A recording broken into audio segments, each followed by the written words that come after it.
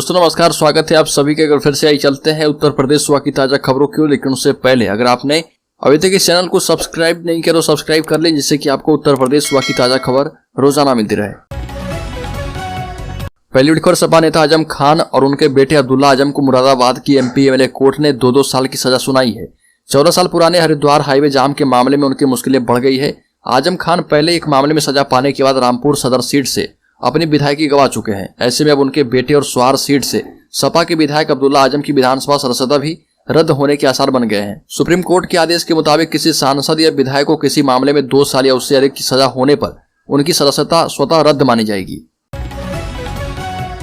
अयोध्या में बनेगा आरएसएस का नया मुख्यालय। संघ ने टाउनशिप में 100 एकड़ जमीन मांगी है और यह नागपुर से 100 गुना ज्यादा बड़ा होगा।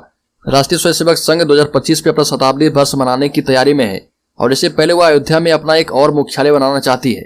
इसके लिए संघ ने आवास विकास परिषद से 100 एकड़ जमीन मांगी है। संघ ये जमीन ग्रीन फील्डशिप योजना नव अयोध्या में चाहता है और इसके लिए आवेदन दिया गया है और ये बात आवास परिषद के अधिकारी ने बताई है। यानी अगर सब कुछ ठीक रहा तो अयोध्या आरएसएस का नया गढ़ बनेगा। अगर यह केंद्र बनता है तो ये आरएसएस का सबसे बड़ा केंद्र माना जाएगा।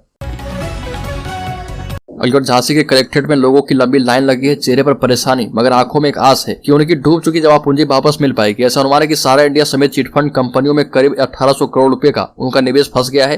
अब यूपी शासन ने ऐसे लोगों की लिस्टिंग के लिए एडवाइजरी जारी कर दी है। वहीं सिर्फ 2 घंटे में करीब 617 लोगों ने अप्लाई कर दिया है। यूपी शासन के द्वारा एडवाइजरी जारी होने के बाद लगातार लंबी लाइनें लग रही है, जो कि ये बताता है कि यूपी में भी सारा इंडिया कंपनी के लाखों निवेशकों ने पैसा खोया है। अलीगढ़ राज्य में योगी सरकार की कैबिनेट बैठक में संविदा कर्मियों के 7वें वेतनमान का लाभ देने का प्रस्ताव पास हो गया है और इस पर सरकार को 29 करोड़ रुपए का व्यय आएगा। मुख्य सचिव की अध्यक्षता में वेतन समिति की संस्तुति दी है। कैबिनेट में 14 प्रस्ताव रखे गए, सभी पर मुहर लग गई है। इसके अलावा सरकार 150 ITI में 10,000 वर्ग फीट में कार्यशाला निर्माण के लिए 4,282 करोड़ रुपए प्रस्ताव पास किया गया है। अलीगढ़ सपा के राष्ट्रीय अध्यक्ष अखिलेश यादव ने भाजपा पर निशाना साधा। अखिलेश यादव ने कहा कि भाजपा और उसके उद्योगपति मित्रों ने जनता को लूटने की नई नई तरकीबों को खोजने में ही 6 साल लगा दिए। अपने भ्रष्टाचार का बोझ जनता पर लादने की उनकी होशियारी ज्यादा दिनों तक चलने वाली नहीं है। उनके झूठे दावों की पोल खुल रही है। अखिलेश ने कहा कि लोग समझ रहे हैं कि भाजपा सरकार के रहते ना तो भला हो सकता है और ना ही कोई विकास हो सकता है। सपा के राष्ट्रीय अध्यक्ष ने कहा कि भाजपा राज्य में सड़कें बनी नहीं, गड्ढे भरे पड़े हैं, लेकिन भाजपा सरकार ने जनता से टोल टैक्स वसूली के लिए तैयारी कर ली है और पूरे उत्तर प्रदेश में सड़कों का बुरा हाल है। अलीगढ़ राज्य में 16 फरवरी से बोर्ड एग्जाम, नकल की तो लगेगा NSA। हाई लेवल बैठक में मुख्यमंत्री ने दिए आदेश, 4 मार्च तक है यूपी बोर्ड परीक्षा। सीएम योगी आदित्यनाथ ने यूपी में नकल विहीन बोर्ड परीक्षा कराने के निर्देश दिए हैं। बोर्ड परीक्षा में सख्ती बरतने के आदेश देते हुए परीक्षा में नकल करते हुए पकड़े जाने पर NSA की कार्रवाई हो सकती है। साथ ही नकल में शामिल कक्ष निरीक्षकों और केंद्र व्यवस्थापकों के खिलाफ भी FIR दर्ज की जाएगी। अब जब 16 फरवरी से यूपी बोर्ड की परीक्षाएं शुरू होने जा रही है। लखीमपुर हिंसा मामले में आरोपी आशीष मिश्रा की बंद कमरे में ट्रायल कराए जाने की याचिका को सुप्रीम कोर्ट ने खारिज कर दिया। सुप्रीम कोर्ट ने कहा कि बंद कमरे में आशीष मिश्रा मामले की सुनवाई नहीं होगी। आशीष मिश्रा को ट्रायल का सामना करना होगा, हालांकि सुनवाई के दौरान पीड़ित पक्ष की तरफ से एक ही व्यक्ति कोर्ट में मौजूद रहेगा। लखीमपुर खीरी हिंसा मामले में सुप्रीम कोर्ट ने आशीष मिश्रा को अंतरिम जमानत दी थी। अम्बेडकर नगर में बढ़ेगी 226 ट्रांसफार्मर की क्षमता।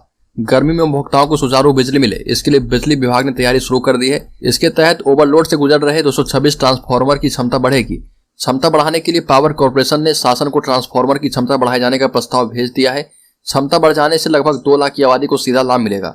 गर्मी बढ़ने के साथ बिजली की मांग बढ़ने लगती है, जिसके बाद अक्सर देखा जाता है कि ट्रांसफार्मर पर लोड बढ़ जाने के कारण ट्रांसफार्मर फूंकने लगता है।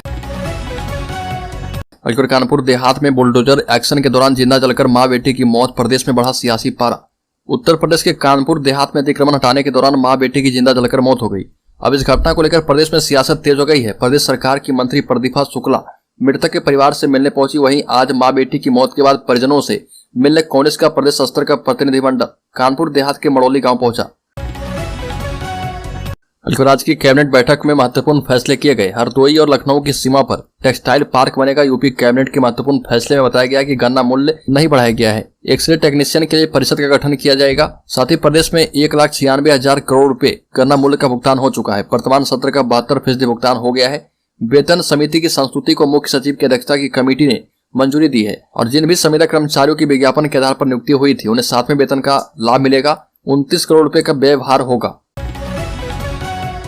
अलीगढ़ कानपुर में एसएससी की परीक्षा देने आई छात्रा से रेप, ऑटो चालक होटल में रूम दिलाने के बहाने साथ ले गया। पुलिस ने गोली मारकर पकड़ा। कानपुर में एसएससी की परीक्षा देने आई छात्रा से ऑटो ड्राइवर ने रेप किया। इसके बाद उसके पैसे भी लूट लिए। एफआईआर दर्ज करके दबिश डालने गई पुलिस पर उसने फायरिंग भी कर दी। पुलिस ने पैर में गोली मारकर उसे गिरफ्तार किया है। आरोपी से पहले रेप के ही जुर्म में 10 साल की सजा काट चुका है। डीसीपी बेस्ट विजय ढुल ने बताया कि आरोपी मंगल एक सजायाफ्ता अपराधी है। उसने 2008 में भी एक युवती से रेप किया था। इस मामले में उसे 2012 में 10 साल की कैद की सजा हो चुकी है, जिसे पूरा करके साल 2017 में वह रिहा हुआ था।